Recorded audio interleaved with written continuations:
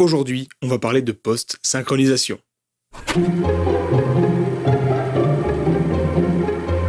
Et oui, aujourd'hui est un grand jour car nous sommes obligés de parler de post-synchro, puisque nous n'avons plus de son direct. En effet, comme vous pouvez le constater, ma voix est réenregistrée après le tournage. Pour le moment, ce n'est pas terrible, mais nous allons apprendre à faire mieux. À ce propos, comment ça se fait qu'on n'ait pas de son direct? Où est Helmut? Il était trop chiant depuis la dernière fois, alors je l'ai mis dehors qu'il se balade un peu. T'es sérieux? Mais il va se sauver, il va pas retrouver le chemin de la maison. Mais si, c'est un bon micro. Il va pas faire de bêtises. Je pars à sa recherche.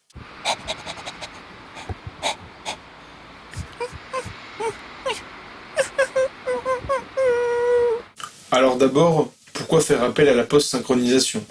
Eh bien, pour plusieurs raisons. Imaginons que vous ayez perdu votre prise de son, ou qu'elle soit inutilisable à cause d'un bruit de fond trop fort. Ou même pour rendre un peu plus crédible le jeu d'un acteur. Toutes ces raisons sont bonnes pour faire appel à la post-synchro.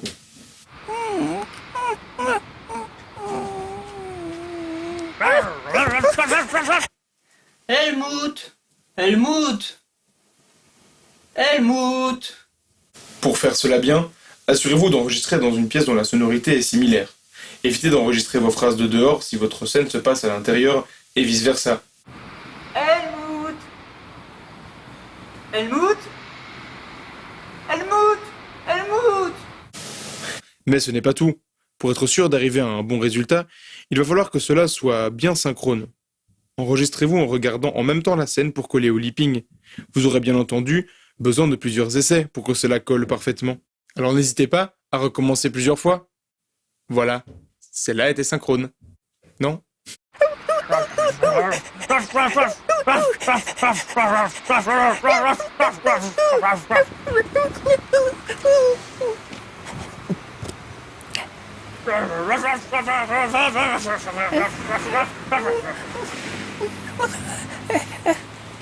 Un autre aspect important va être votre jeu d'acteur. En effet, dans les conditions d'un enregistrement, vous aurez toujours tendance à être un petit peu plus calme et à parler moins fort. Alors, faites un effort et bougez-vous! Secouez-vous pour que ça marche, nom de Dieu! Mais où est-ce qu'il peut être